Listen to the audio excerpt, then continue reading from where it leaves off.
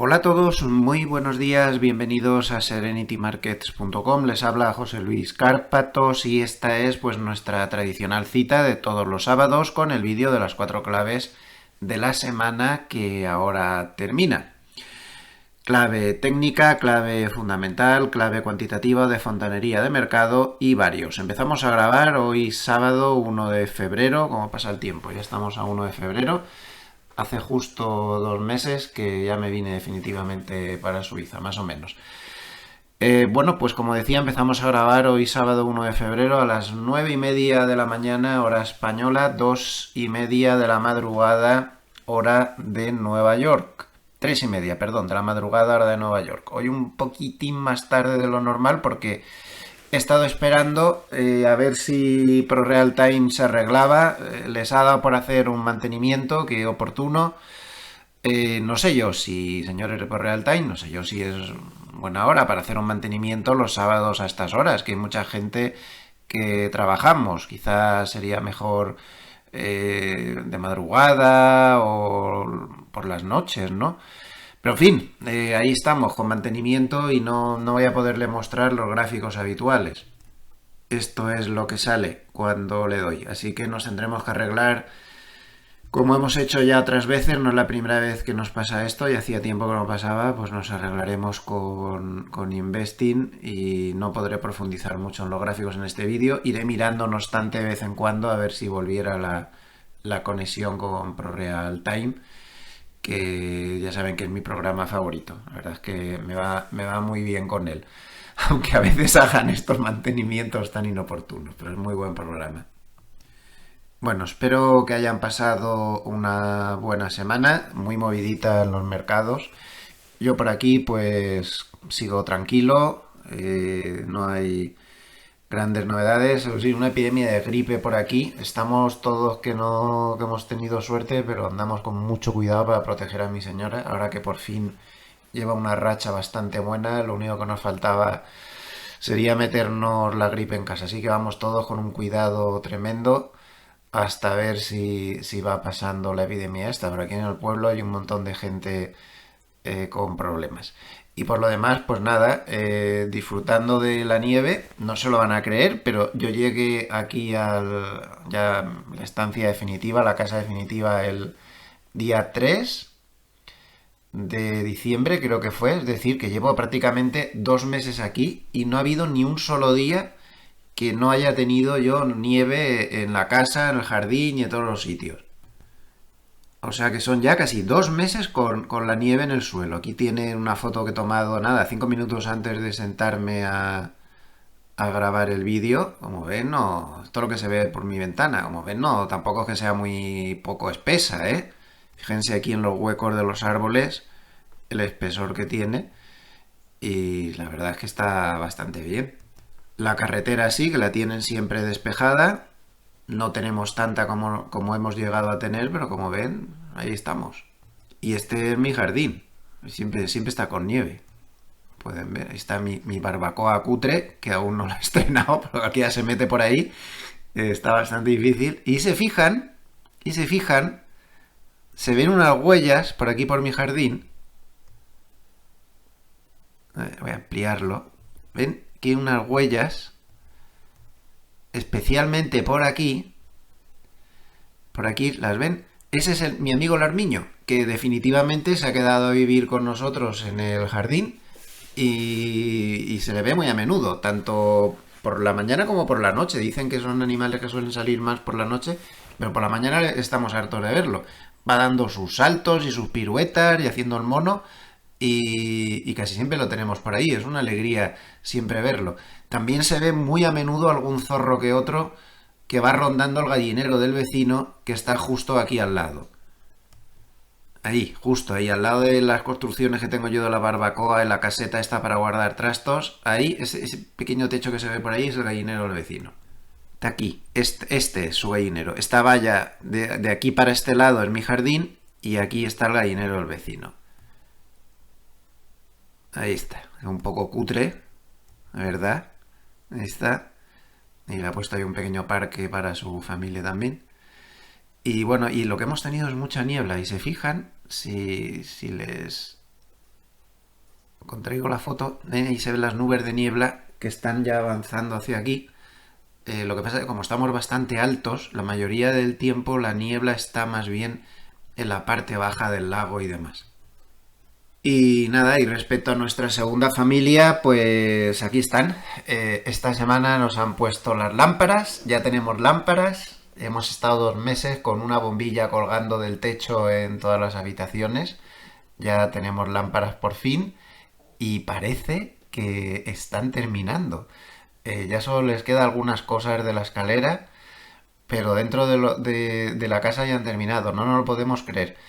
Realmente es que ya hemos tirado por la calle de en medio, les hemos dicho que está todo bien, que no está, y la idea es dejarles que se vayan ya de una vez, a ver si en una semana o dos ya nos los quitamos de encima y tranquilamente cuando nos recuperemos de toda la reforma esta, que ha sido mucho más gasto de lo que pensábamos y demás, pues llamaremos a otros, ya nos aseguraremos que sean más eficientes y que rematen todo lo que se han dejado, algunas cosas que otras que no están demasiado bien. Pero bueno, ya lo haremos con más tranquilidad. Quizá, no sé, pues para el verano o para una cosa así. Pero hay que intentar que se vayan porque esto es imposible. O sea, es que siempre estás... esta semana me echaron de mi despacho porque mi puerta no cerraba. Pues a ponen la puerta y la puerta no cerraba. Nunca cerró. Y se quedan tan frescos. Entonces, después de 1000 reclamaciones, pues tuvieron que lijar la puerta por debajo y ponerla de otra manera para que se pudiera cerrar.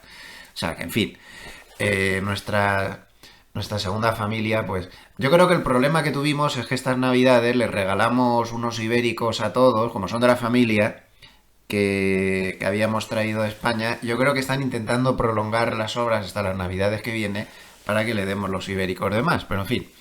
Bueno, por lo demás, pues ya bastante integrado aquí, practicando mucho el francés, viendo ya muchas series y películas en francés, que de esas no se las recomiendo porque no sé si están traducidas. Y en español he visto una esta semana que, bueno, a mi señora le ha gustado mucho, Agente Nocturno, vimos la primera temporada que estaba bien, y esta segunda temporada, bueno, no está mal. A mi señora le encanta, pero yo veo la típica serie de acción donde se abusa de las secuencias de persecución interminable y todas esas cosas porque no saben qué contenido poner. Ah, realmente, ¿no? En fin, normalita, no, aunque a ella le ha gustado mucho. O sea que cada uno tiene sus gustos. Y este fin de semana voy a intentar a ver si empiezo a ver una española que me gustó bastante la primera temporada, la chica de nieve, creo que se llamaba o algo así. A ver si... ¿Qué tal? Porque es que ya estoy viendo muchas, ya les digo, en francés. Ayer vi una que no sé si está traducida por ahí por el español, es una película antigua, Siete hermanas de ciencia ficción, que está bastante curiosa. Pero en français, je ne sais pas si ça existe en español, traduida en español. O double. Bueno, pues nada más, un poquito de propaganda antes de empezar. En la web de Intefi Escuela de Negocios pueden encontrar cómo inscribirse para un webinario que voy a dar el día 5, el miércoles, día 5 a las 6 de la tarde. Pues un webinario sobre pues dar un vistazo a qué es lo que se espera para el año 2025, ver un poco así en general cómo están las cosas. Se pueden inscribir aquí en Intefi Escuela de Negocios. Y también recordarles que si entran en gloversia.com pues pueden acceder a todas las numerosas estrategias que tenemos, que estamos asesorando instituciones con ellas. Pueden ver un poco todo lo que hacemos y bueno, pues siempre hay algo que les puede seguramente encajar de todo lo que hacemos. Y también recordarles que estamos bastante activos en el tema de otras inversiones alternativas, como la operación que acabamos de cerrar de entrada en una empresa, que hemos entrado con muchos clientes, además de nosotros mismos, y estamos preparando una operación inmobiliaria donde también participaremos nosotros y daremos entrada a posibles clientes interesados, bastante interesante. Todas las operaciones inmobiliarias en las que entramos con rentabilidades de 2 dígitos posibles, ¿no? Por eso trillamos mucho. De cada 100 que nos llega, podemos escoger una. Entonces les invitamos, si están interesados en este tipo de cosas, pueden escribirnos, contactarnos, el chat, llamarnos por teléfono y comentárnoslo para tenerles en la lista, tenerles en cuenta. O bien también nos pueden ofrecer cosas. Si tienen cosas interesantes, tema inmobiliario, sobre todo también tema corporativo, pues podemos también escucharles por si puede interesarnos entrar en algún proyecto también con nuestros clientes en gloversia.com. Lo de ProRealTime sigue igual, así que empezamos y vamos a tomar como base pues el tablero este que tengo aquí en Investing, donde están por los productos así más importantes, ¿no? Ayer al final, con todo el lío de los aranceles y lo que no son los aranceles, pues al final no se acabó bien, con el SP500 bajando 0,52, el Nasdaq bajando 0,16, en fin, fue un día bastante flojito.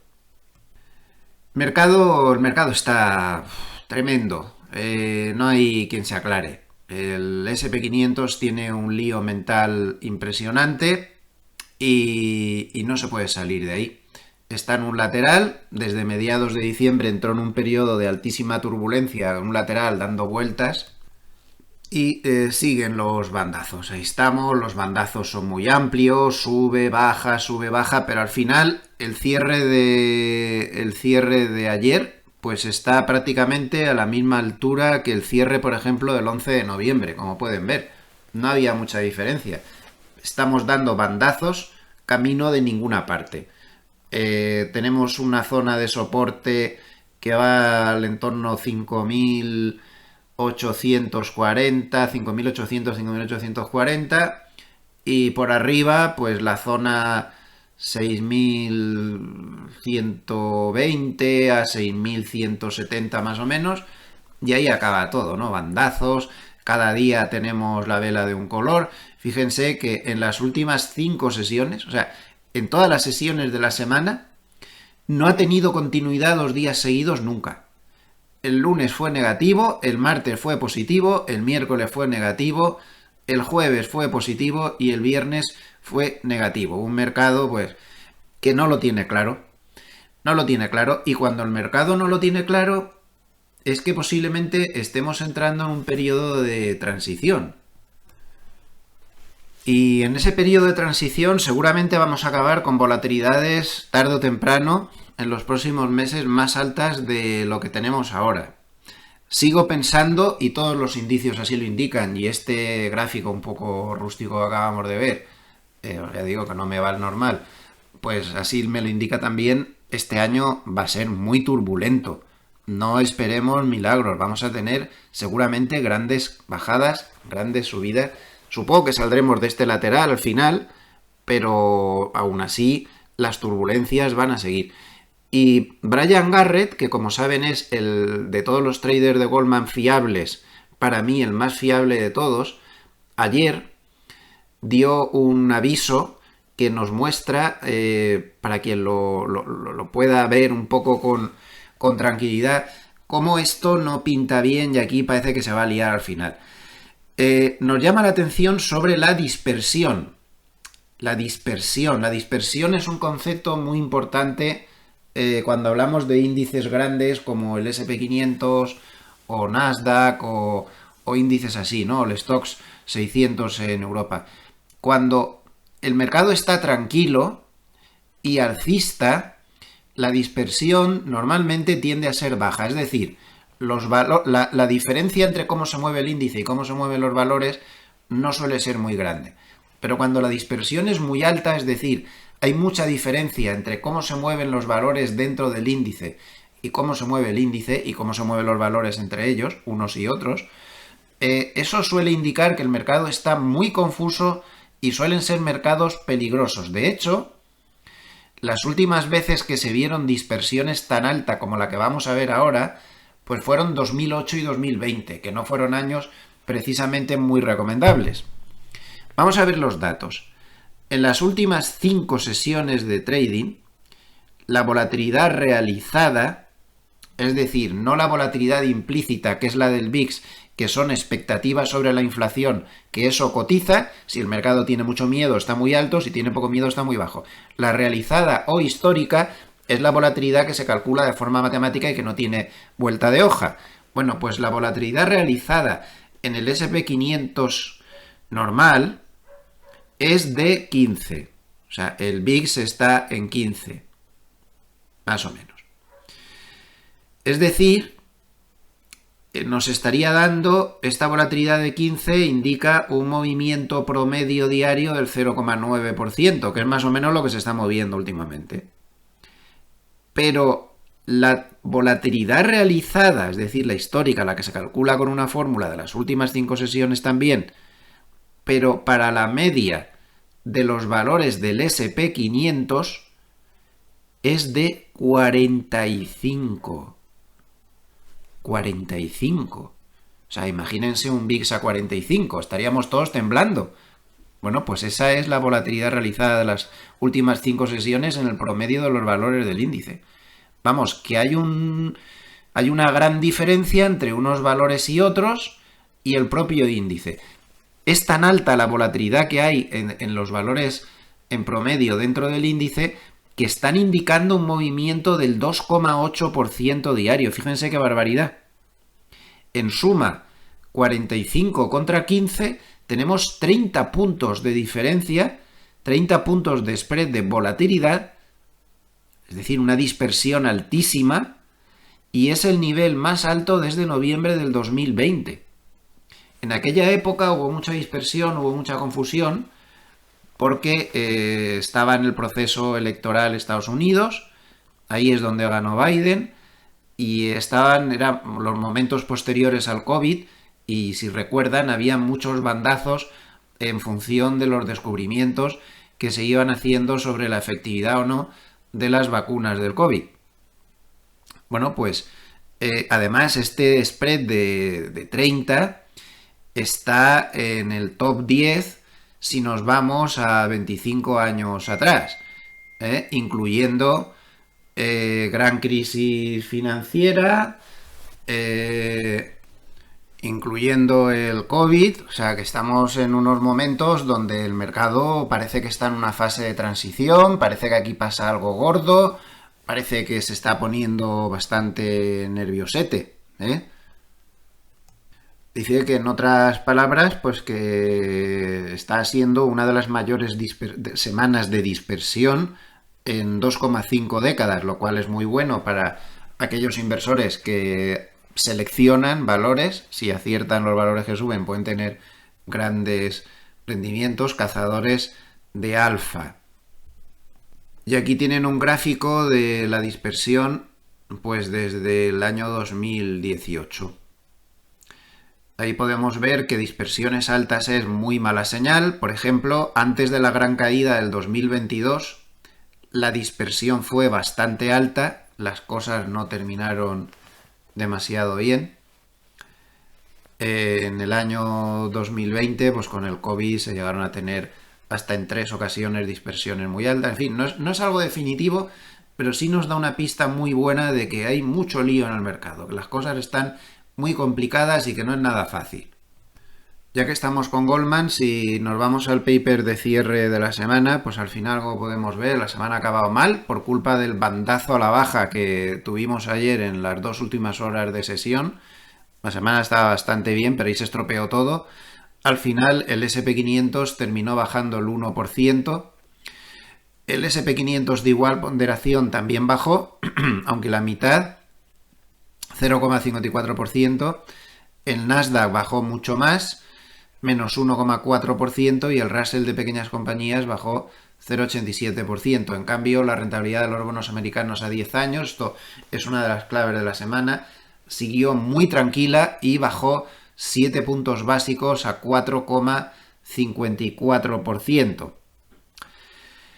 La causa del bandazo que se dio ayer por la noche, pues una de las claves de la semana, que Trump dijo que sí que iba a poner los aranceles después de 40.000 artículos, que si Reuters, que si el Wall Street Journal, que si yo que sé cuántos, el New York Times, no sé qué, diciendo que si se iban a aplazar los aranceles, que si se iban a poner más tarde, que si patatín, que si patatán, pues al final Trump dijo que todo era falso y que a partir de hoy Canadá y México tenían puestos aranceles del 25% y China del 10% a partir de hoy.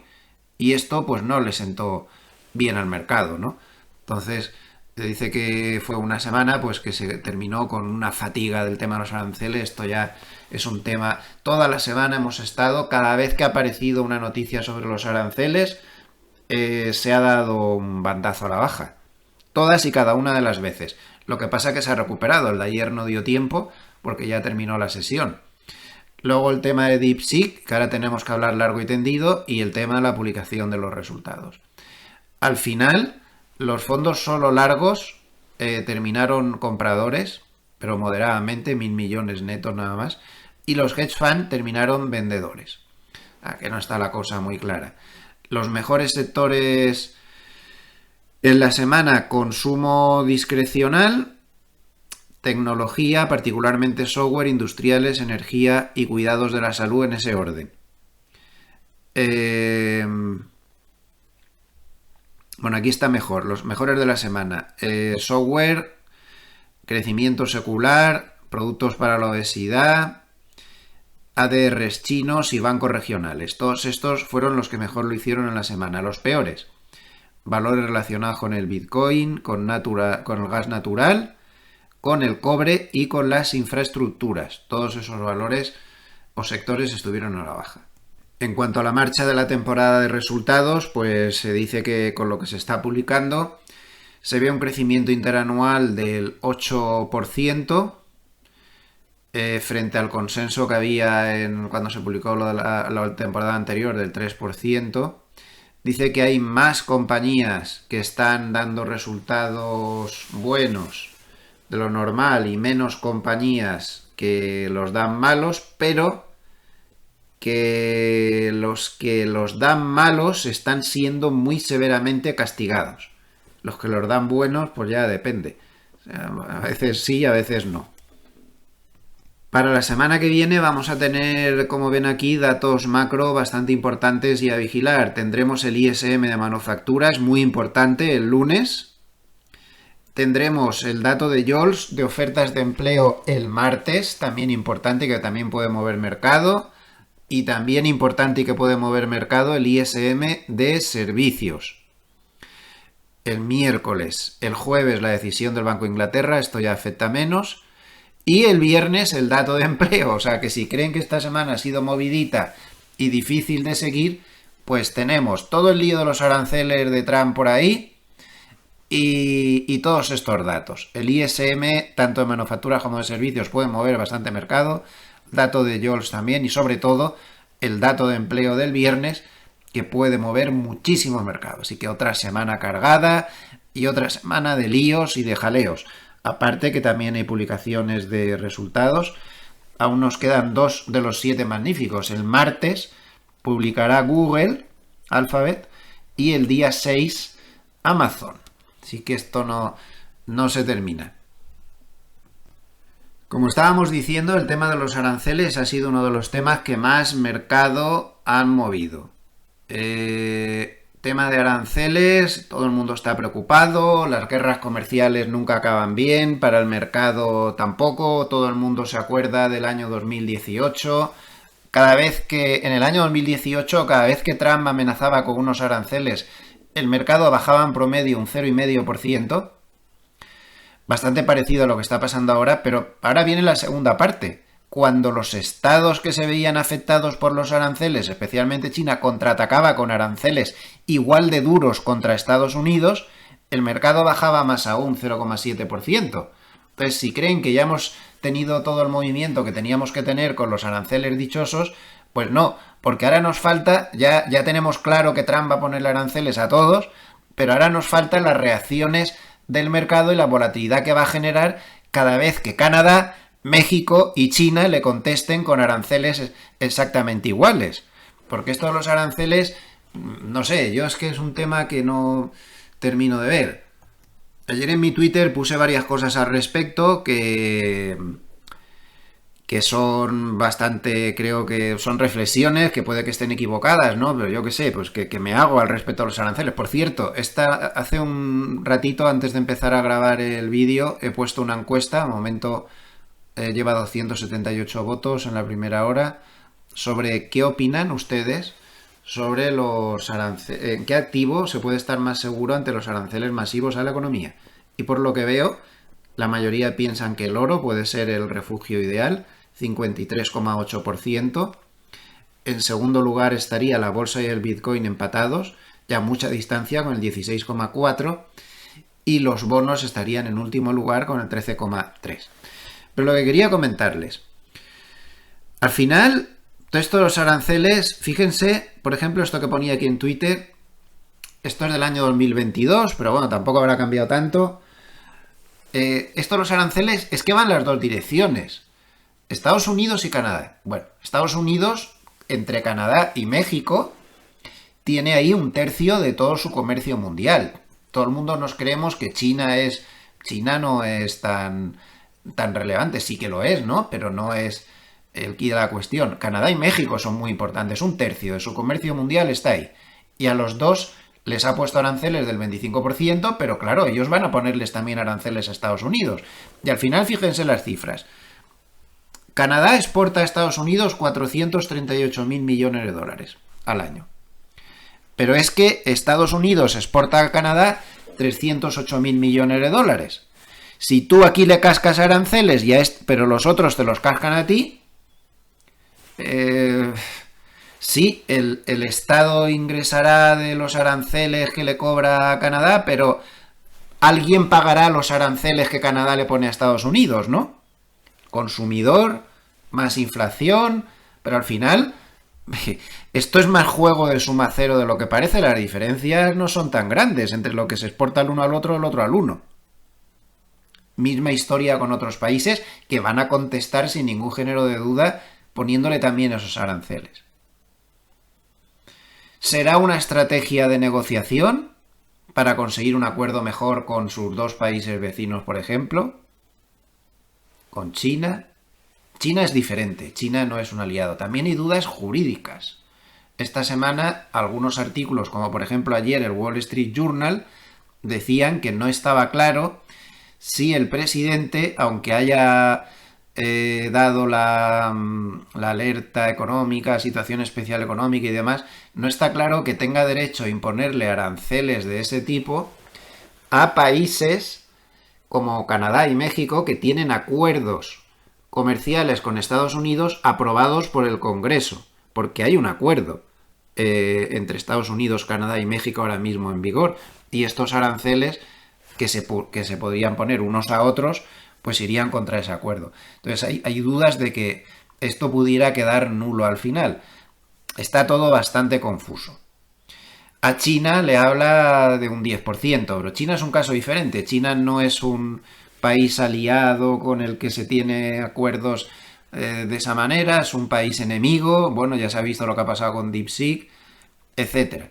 Entonces, todo esto de los aranceles yo invito a la reflexión. Esto hasta dónde llega, dónde no llega. Si se dejan al final, pues la consecuencia va a estar clara.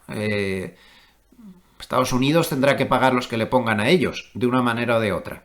También. Por lo tanto, no es tan maravilloso el asunto como parece, pero está ahí y es un tema que va a dar todo el año problemas. Volatilidad, y a cada titular vamos a volver a reaccionar abajo y arriba como estamos haciendo ahora.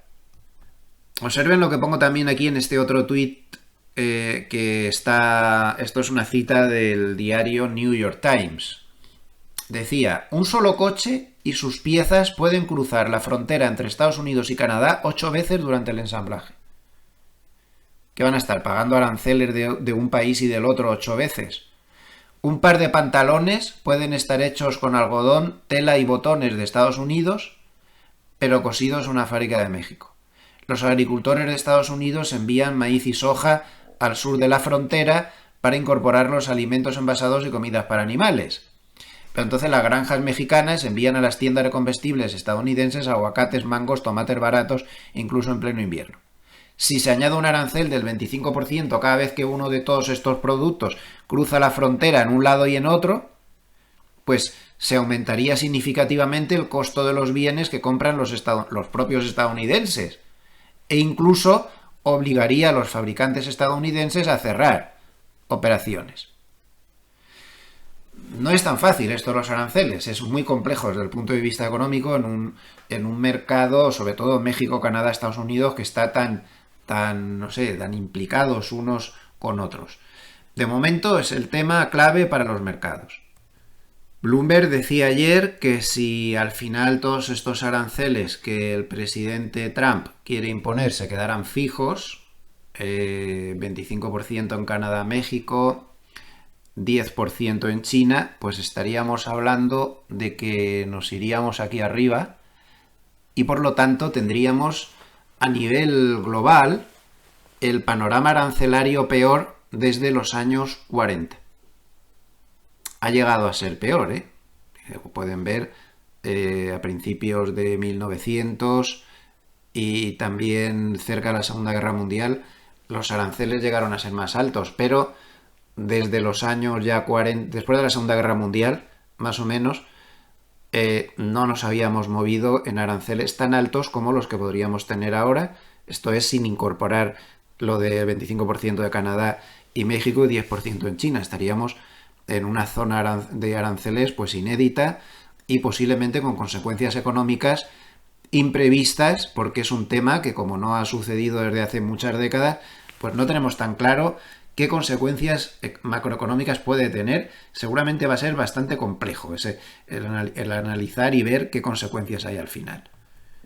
El jueves, Rabner, otro de los fiables de Goldman, dio una serie de previsiones muy interesantes en un paper que creo que debemos ver, al menos respecto a lo más importante. Dice que esto está hecho el jueves, no estaba incorporado la caída que tuvo desde máximos el S&P 500 ayer por culpa de los comentarios sobre los aranceles. Hasta ese momento el S&P 500 llegó a moverse por encima de 6.140 y al final acabó en 6.060 y tantos.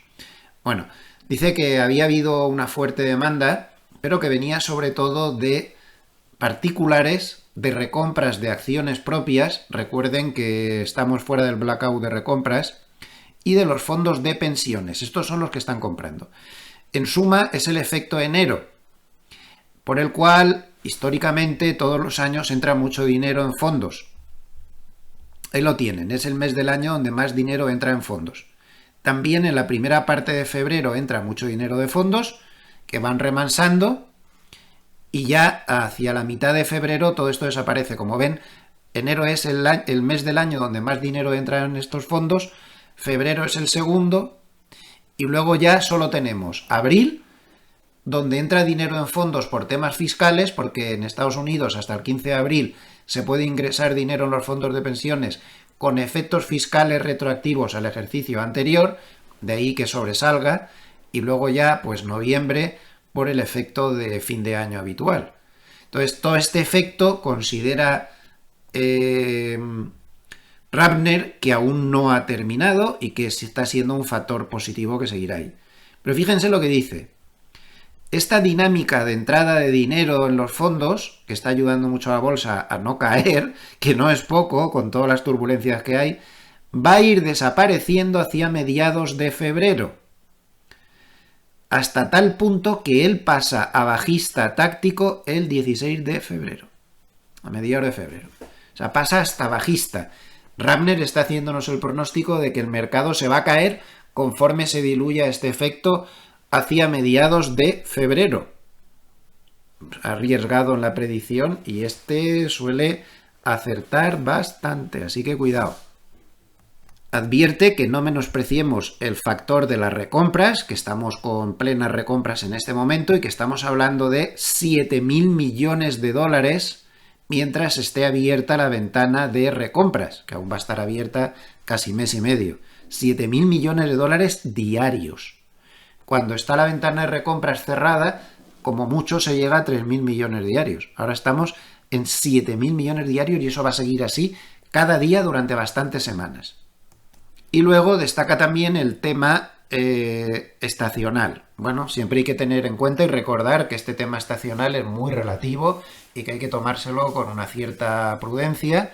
Recuerden que también era estacionalmente muy positivo al final de año y en esta pesadilla de mercado que llevamos desde mediados de diciembre no hubo rally de fin de año. Pero bueno, la estacionalidad habitual es que siga este efecto de entrada de fondos hasta el 3-4 de febrero, luego que se lo piense un poco el mercado, luego da otro tirón hacia el 9 de febrero más o menos, para el día 16 darse la vuelta a la estacionalidad por completo. Por eso él se ha puesto tácticamente bajista a partir de esa fecha. A partir de ahí se acaba el efecto, se difumina el efecto, todo este efecto largo, ¿no?, que viene de aquí, de la entrada de dinero en los fondos, y el mercado se da la vuelta estacionalmente. También destaca que en esta semana los institucionales han andado un poco esquivos, pero quien ha comprado masivamente en la semana, como pueden ver aquí, han sido los particulares. También JP Morgan y UBS en sus propios estudios han dicho lo mismo. También se está viendo mucha apertura de cortos en el mes de enero, eso pues muy bueno no es. Lo podemos ver aquí, esto de Goldman dice que las ventas en corto de renta variable han superado las compras largas en el mes de enero en aproximadamente 10-1. Es una barbaridad, estamos hablando del Prime Book, es decir, de las manos más fuertes. Y dentro de este Prime Book, pues están poniéndose cortos apalancados. Vamos, que están hasta las trancas. Aquí podemos ver siempre dentro del Prime Book. Es muy importante esto, como los niveles de apalancamiento están aumentando mucho. Y esto es bueno y malo. Es malo porque están presionando mucho con cortos las grandes manos fuertes, pero podría ser bueno porque si hubiera un catalizador positivo, nunca se sabe lo que puede aparecer, pues si hubiera un catalizador positivo les forzaría a un cierre masivo de cortos que podría generar una reacción al alza muy exagerada, muy exagerada.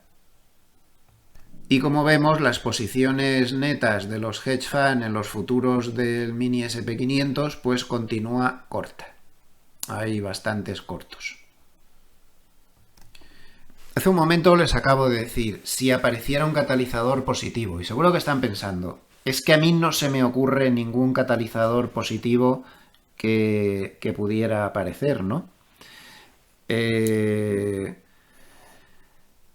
¿Qué puede haber positivo si está todo torcido? Siempre tendemos a menospreciar la capacidad que puede tener el mercado de sorprendernos. Siempre aparecen al cabo del año cisnes blancos y cisnes negros que ni por asomo nos podríamos haber imaginado. Y les voy a poner un ejemplo, porque lo acabamos de vivir esta semana. ¿Es que alguien se esperaba lo que pasó el lunes con el famoso tema de DeepSeek? ¿A que no? ¿Se dan cuenta? El mercado siempre nos va a sorprender con cisnes blancos y cisnes negros de los que no tenemos ni la más remota idea y de repente de la noche a la mañana nos los encontramos. Y eso es lo que pasó con DeepSeek. Lo que pasó fue que el lunes nos encontramos con un gap de apertura a la baja terrible y un SP500 que estaba tan tranquilo en 6.140, a lo largo del lunes llegó a caer a 5.948. Este es el mercado. Tenemos que mentalizarnos a que lo imprevisto siempre va a ser algo cotidiano, va a aparecer cada 2x3, tanto para lo bueno como para lo malo. Este imprevisto no se lo esperaba nadie en absoluto. Y ha sido la clave más importante de la semana. ¿De qué estamos hablando? Pues resumiendo mucho, pues todo se resume en este gráfico. De repente el lunes aparece una compañía china de la cual yo he de reconocer que no había oído hablar en mi vida, y si somos sinceros, la mayoría de nosotros ni siquiera la habíamos escuchado jamás. Los que están más metidos en temas informáticos sí que la conocían de hace no mucho, pero los demás no teníamos ni idea de que existía. Y esta compañía de la que no tenía ni idea que existía, nos mete una bajada de 6.140 a 5.948 en pocas horas en el SP500. ¿Se dan cuenta?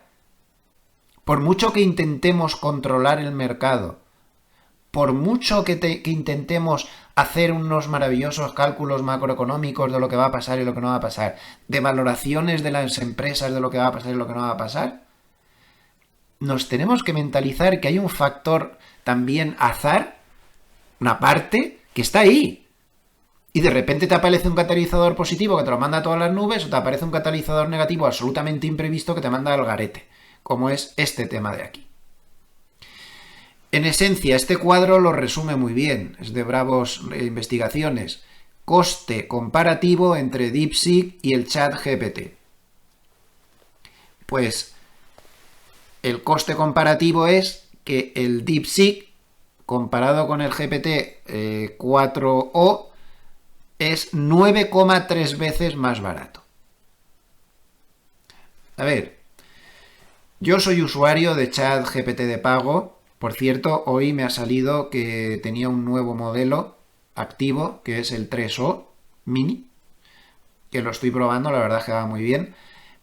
Yo he comparado, me bajé el DeepSeek, lo he comparado, la verdad, pues como que no, es que no le veo yo, me he quedado con el GPT y prefiero seguir pagando, porque el otro está bien, pero es bastante básico, las respuestas son bastante menos elaboradas, no interactúa con textos.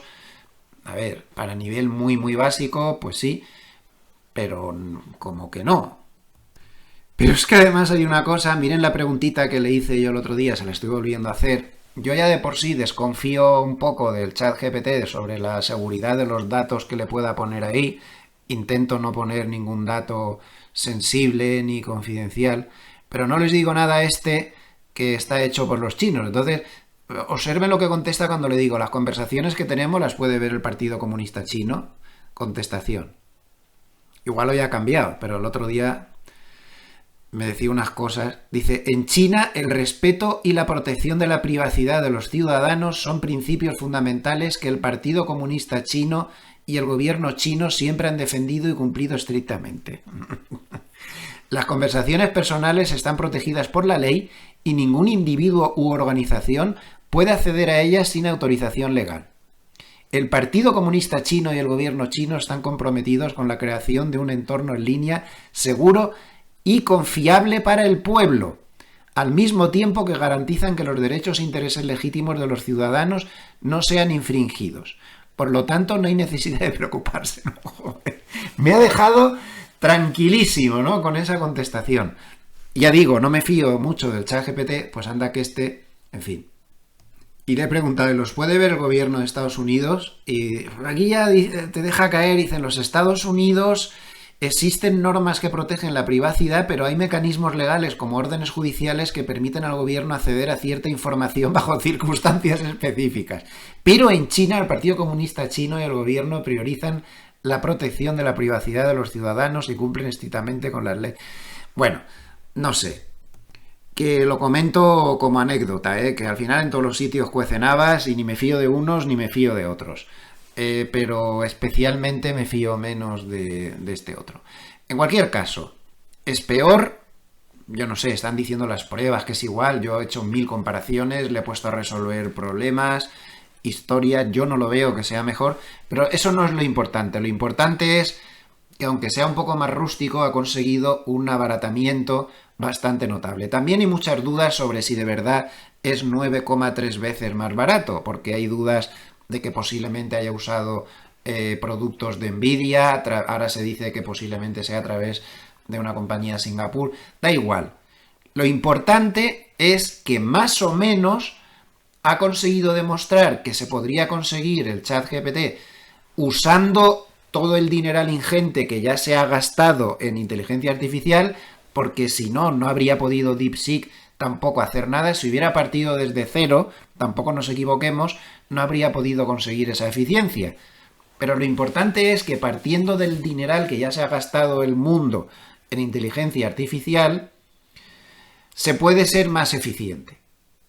Eso es con lo que nos tenemos que quedar, que se puede ser más eficiente.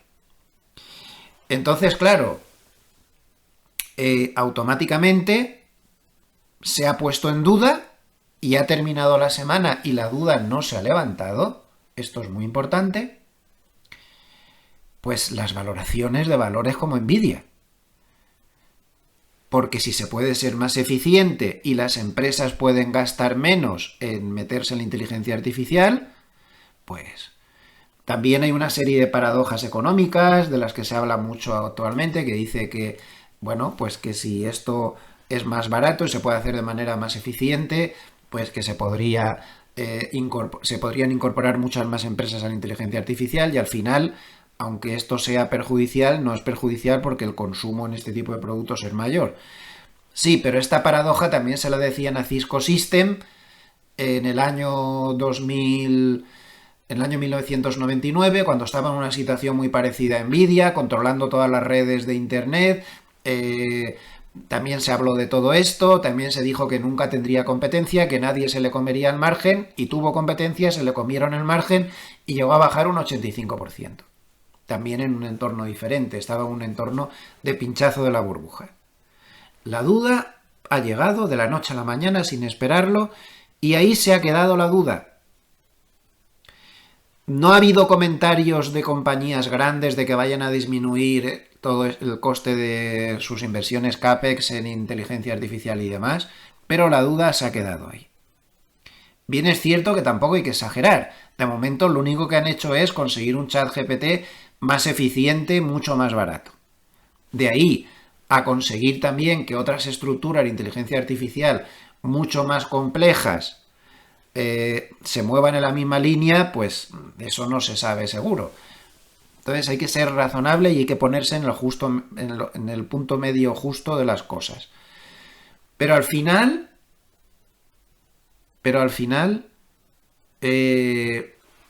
la duda la ha sembrado. Y eso ha sido fundamental. Ha habido un antes y un después. Y a Nvidia la ha matado. Antes de todo este lío el viernes anterior, estaba metido en un lateral. Llevaba mucho tiempo en lateral, camino de ninguna parte, porque había muchas dudas de si estaba muy caro. Es evidente. Estaba muy caro, las valoraciones altísimas. Y entonces de repente te aparece todo este lío del DeepSeek y te baja de 142,48, se te va a 116,32. Pero el problema ha estado en que había muchísima expectación en ver hasta qué punto este asunto le había hecho daño a Nvidia y compañía. Claro, y la clave estaba en el rebote. Todo el mundo pensaba, bueno, pues si se rebota relativamente rápido, es que el mercado no está prestando tanta atención a esto, no le está dando tanta importancia, pero el problema es que ha pasado toda la semana y ha fracasado en todos los intentos de rebote. Y el gap enorme de apertura del lunes se ha quedado ahí. Ese es el problema. Al final le ha costado a Nvidia casi un 15% todo este tema del DeepSeek y las dudas que se han abierto sobre el tema de la inteligencia artificial. Dudas muy profundas y que veremos a dónde nos van a llevar. Porque es que además llueve sobre mojado. Porque es que ya había muchas dudas sobre hasta dónde podían llegar los 7 magníficos. Había muchas dudas. Hay muchos que están atrancados, como Microsoft, ahora también Nvidia. Miren, también Microsoft anda atrancado también desde hace ya bastante tiempo, con bandazos muy amplios. Los resultados que ha dado esta semana no han convencido. A mí no me parecieron tan malos, ¿no? Pero los negocios de la nube dio las cifras peor de lo esperado y le han hecho pagar el tema muy caro. Pero estamos en las mismas. Hay muchos de los 7 magníficos que es que no pueden ya más, que están agotados. Apple es otra muestra. Apple también ha dado resultados esta semana y bastante buenos, salvo en 2 partidas. Vamos a ver el gráfico. Miren la última vela de Apple. Los resultados primero se los tomó bien, pero luego no se los tomó tan bien. En fin. Apple tenía 2 problemas en los resultados. Por un lado, las ventas de iPhone, que quedaron por debajo de lo esperado, tampoco muy por debajo de lo esperado, tampoco fue una cifra terrorífica, ¿no?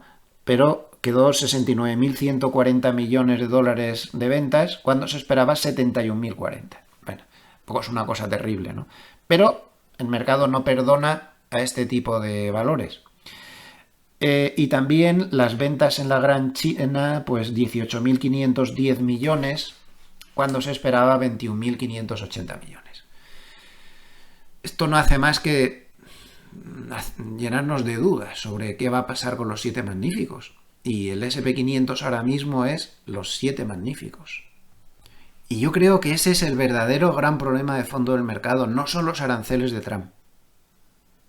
Ayer yo no creo que se bajara tanto por los aranceles de Trump, sino porque Nvidia estaba otra vez fatal, como han visto en el gráfico, y estaba cayendo el 3 y pico por ciento otra vez. Lo de los aranceles de Trump da volatilidad a corto plazo que tal como viene se va. No creo que eso sea el problema. No creo que los aranceles estén atrancando al SP500. Quien está atrancando al SP500 son los 7 magníficos y muy especialmente Nvidia. Y muy especialmente Nvidia después de lo que ha pasado con DeepSeek esta semana. Ese es el verdadero problema, no nos equivoquemos en el análisis. Lo de los aranceles es una anécdota. El verdadero problema del mercado está en los 7 magníficos. Son los que han tirado al mercado arriba y han contagiado a todos los demás. Y son los que tienen el potencial de mandar al mercado a freír espárragos y a todos los demás. Y ahora encima con la sombra de la duda que no se va a ir. Si ya estábamos dudando si las valoraciones son muy altas, encima parece ser que se puede ser más eficiente y que todo el mundo podría bajar el gasto de CAPEX en inteligencia artificial porque a lo mejor no hace falta gastar tanto. Como ven, es un tema muy serio. Es un tema muy serio y para mí es el gran problema del mercado. Así de claro.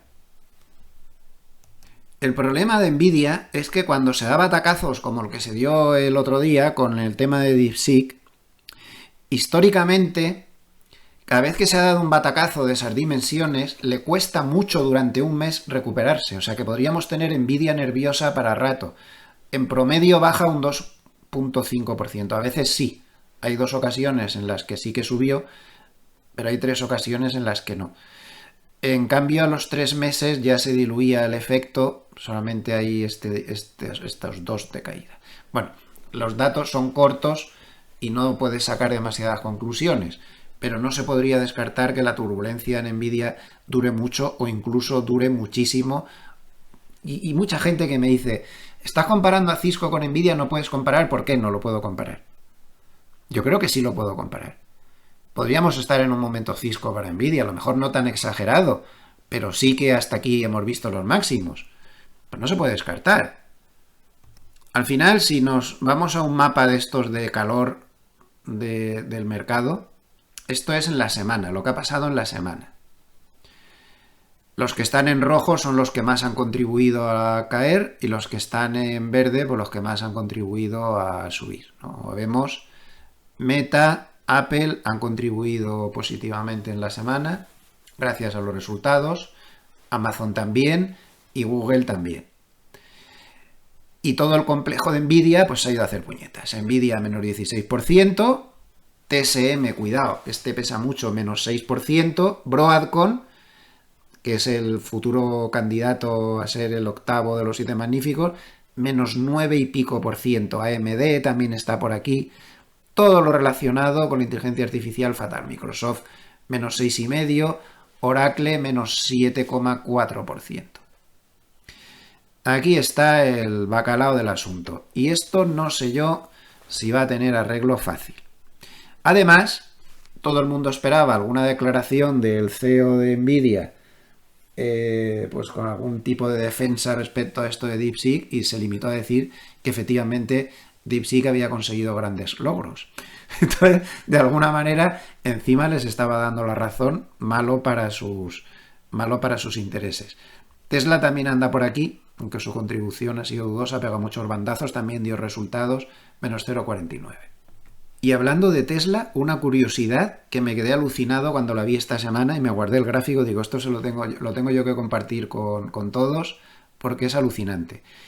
Tesla, desde el año 2010, es decir, en los últimos 14 años, un operador que hubiera operado solo en intradía en Tesla, es decir, comprando Tesla a primera hora y cerrándola al cierre, habría perdido dinero. Pero un operador que hubiera tenido Tesla solamente en los gaps de apertura, es decir, comprando Nvidia cerca del cierre y vendiendo Nvidia en la apertura, habría pasado a ganar un 2000 y pico% de la inversión. Increíble, ¿no? O sea, toda la gran subida de Tesla desde el año 2010 ha estado en los gaps de apertura. Y dentro de las sesiones no ha ganado absolutamente nada. Es más, ha perdido. Curioso, además, de qué manera tan exagerada, ¿verdad? Las tendencias se atrapan en los gaps, quedándose abiertos. El intradía es para otra cosa, pero no se atrapan ahí las tendencias. Y para mí el gran problema pues está aquí, la valoración de los 7 magníficos. Hay dos, Tesla y Nvidia, que van muy desmadrados. Si nos fijamos más que en el PER, vamos a fijarnos en el ratio de ventas, que a mí me parece siempre una partida que tendemos a olvidar. Nvidia tiene 29, a partir de 3 ya es muy caro. Tesla tiene 15, carísimo también. El SP500, por ejemplo, está en 3, que es lo normal. Poco caro, pero bien. Ya Meta, Google, sobre todo Google, está más moderado. Apple, Microsoft un poco más subido de tono, pero claramente los que se salen del tiesto son Nvidia y Tesla. El PER también, el PER de los dos también está muy desmadrado. Y aún nos queda una clave de la semana, muy importante también, la última que ha habido, que ha sido la reunión de la Reserva Federal. Una reunión, pues, bastante decisiva, creo yo. Por un lado, en el comunicado, la Reserva Federal intentó suprimir la referencia a que la inflación estaba yendo hacia su objetivo, pero luego Powell se esforzó muchísimo, después de la que lió en la última reunión del mes de diciembre, pues se esforzó muchísimo en dejar claro que no habían cambiado de opinión, que sí que creían que la inflación seguía yendo hacia su objetivo. Hizo un esfuerzo muy grande por ser moderado, muy grande, conociéndolo como lo conocemos, que él es un poco hooligan de estas cosas, e intentó ser muy neutral, muy comedido, no meterse en ningún lío, y la reunión consiguió terminar sin poner nervioso a nadie, que ya es un logro. Entonces, ayer tuvimos un dato de PCE por debajo de lo esperado. Al final, todo el mundo estamos muy obsesionados con lo que sale en el IPC, una décima más arriba o abajo del IPC, todo el mundo se pone nervioso, pero se nos olvida una cosa, que la Reserva Federal no mira el IPC. La Reserva Federal tiene como medida principal el PCE subyacente. Y el PCE subyacente, pues quedó bien. Y bueno, pues sí, está la inflación un poco por encima del objetivo, pero fíjense, en contexto histórico es muy poca cosa, no es ningún drama y no tiene por qué pasar nada. Miren dónde estamos, con lo que se ha visto en la historia. Además, actualmente las condiciones económicas son muy restrictivas. Observen este gráfico de la dificultad para comprar casas. Desde los años 60 nunca se había visto que las condiciones para comprar una casa fueran peores. La gente no puede comprar casa, los tipos son demasiado altos, las hipotecas están con tipos de más del 7%, o sea, unas cuotas brutales y otras tantas cosas. El propio Powell lo dijo, tampoco está la economía para que nos pongamos a subir los tipos de interés, porque no hay que hacer ningún drama de la inflación actual. Otra cosa es lo que pueda pasar con los aranceles, pero ahora mismo no se puede montar un drama con la inflación, pero sí podrían hacerle mucho daño a la economía si empiezan a subir tipos. Y este es un ejemplo de ello, ¿no? Y ellos son conscientes y lo dijo. La verdad es que estuvieron bien y centrando las cosas un poco en su sitio. Además, ayer vimos un dato, el dato de salarios trimestral. Como podemos ver, los salarios, que son muy importantes a la hora de presionar a la inflación a la baja o al alza, pues en interanual se está moviendo de una manera clara a la baja. Y esto le quita mucha presión a la inflación, como también se la quita el precio del petróleo. Al final, Trump fue muy incisivo durante la semana pasada y también en esta, en que quería que se bajara el precio del petróleo, también quería que bajara los tipos de interés de la Reserva Federal, que coste. Lo que pasa es que tras la reunión, como no le hicieron caso, dijo que no iba a despedir a Powell, es que no puede despedirlo. No se puede quitar a un presidente, a un gobernador de la Reserva Federal, así como así. Y seguramente Powell pues terminará su contrato dentro de 1 año y pico, creo que le queda, y luego no se lo va a renovar, eso está claro. Pero de momento ahí tiene el puesto asegurado. Pero Trump sí que ha conseguido presionar a la baja el petróleo, entre otras cosas, y un petróleo que llegó a moverse hace pocos días en cotas de 80, pues ayer cerró en 72,53. Este es un precio que no presiona gran cosa a la inflación al alza. No menospreciemos la importancia que tiene el precio del petróleo para la formación de la inflación. El punto de vista técnico en este vídeo no lo vamos a saltar, se lo iré diciendo en los vídeos de diario. Como ven, no sigue estando en mantenimiento mi plataforma y no se los puedo mostrar, desgraciadamente.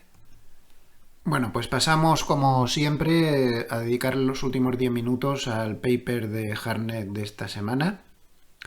En lugar de DeepSeek, ha hecho aquí un juego de palabras, DeepPeak. El pico profundo, algo así. Bueno, vamos a traducir con la ayuda del ChatGPT los 3 primeros párrafos.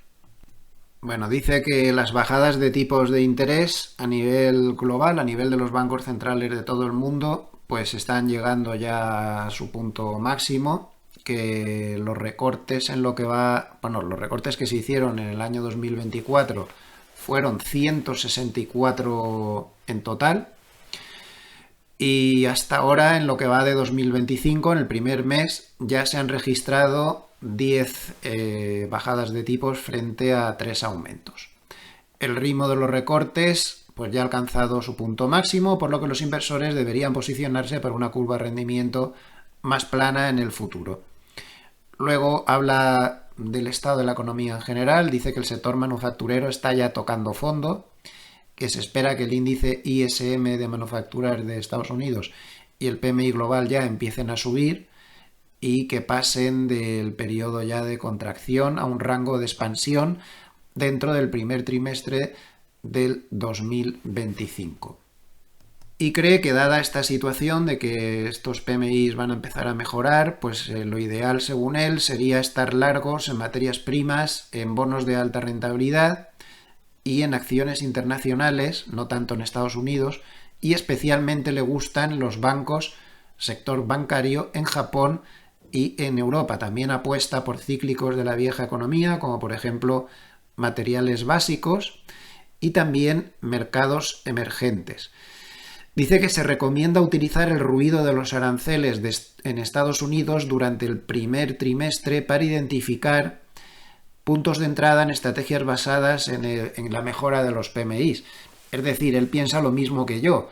Todo esto de los aranceles no genera más que ruido, pero no manda a la bolsa a ningún sitio, ni abajo ni arriba. Son otros los problemas los que le complican la vida. En este caso, bajo mi prisma, es el problema de los 7 magníficos. Y muy importante el párrafo siguiente.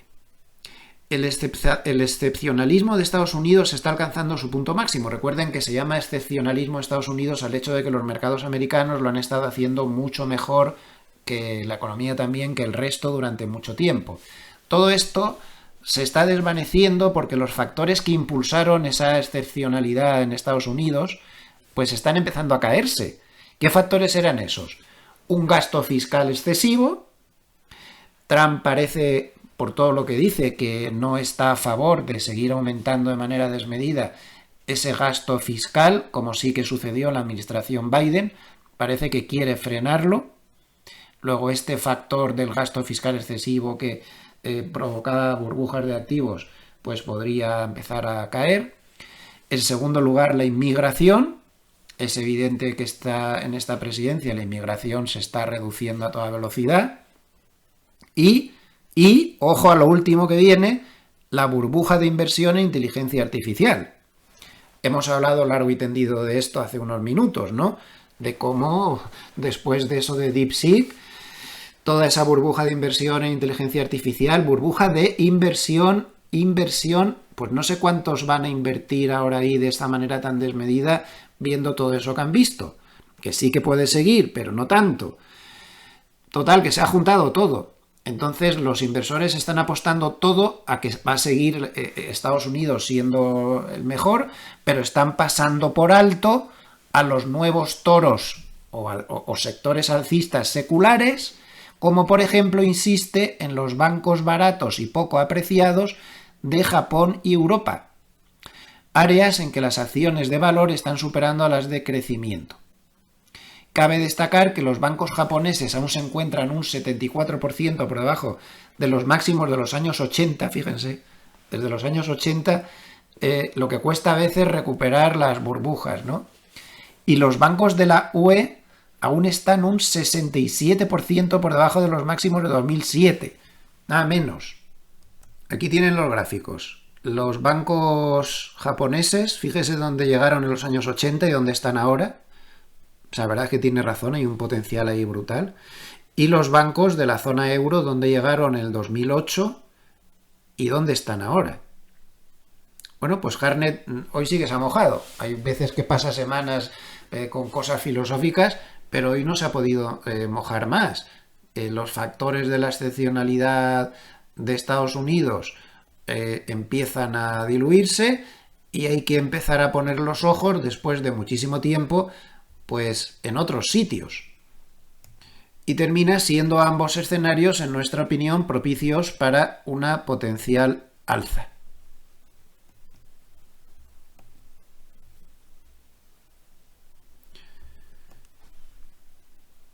Su indicador Bull and Bear se mueve en zona neutral, 4,2 desde el 4 anterior, no nos dice gran cosa. Y los flujos semanales, pues hemos tenido 24.000 millones de dólares de entrada en bolsa. Recuerden lo que decía Ravner, que ha entrado mucho dinero, ahí lo tienen, 24.000 millones de dólares, a pesar de las turbulencias y de la poca claridad de ideas. 17.600 millones de dólares en bonos.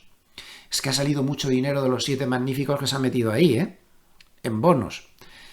500 millones en oro, 200 millones en criptos. Y salidas de 12.600 millones de cash. Mayores entradas en 3 meses en los bonos de alta rentabilidad, precisamente lo que está recomendando Hartnett.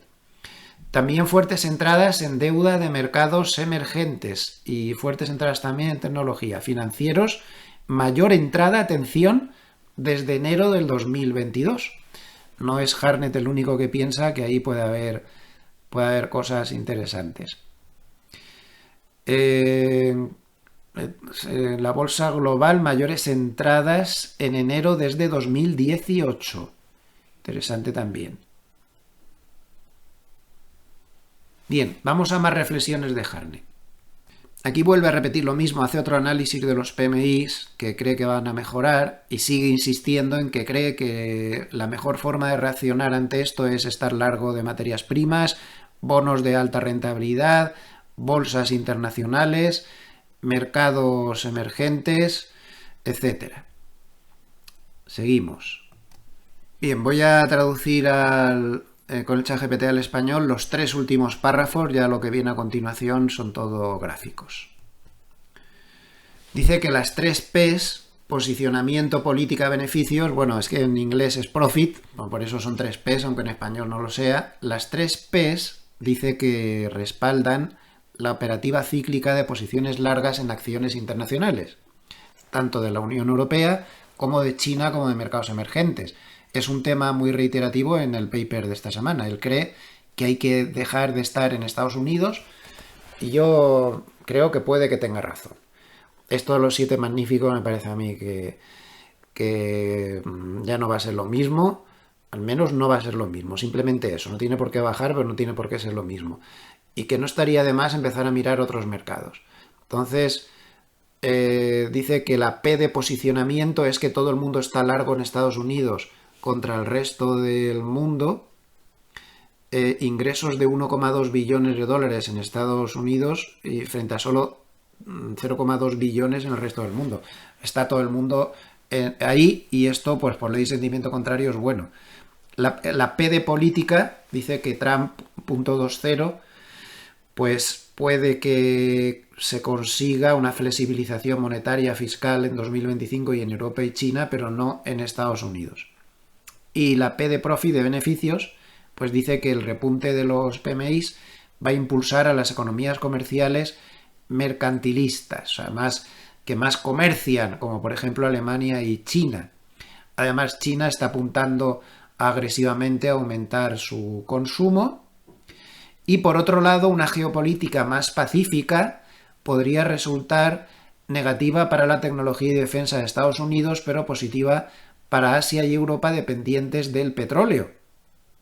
Y recuerda que las mejores décadas para las acciones europeas fueron los años 50 y 80, décadas que comenzaron con guerra y terminaron en paz. En esto tiene también mucha razón.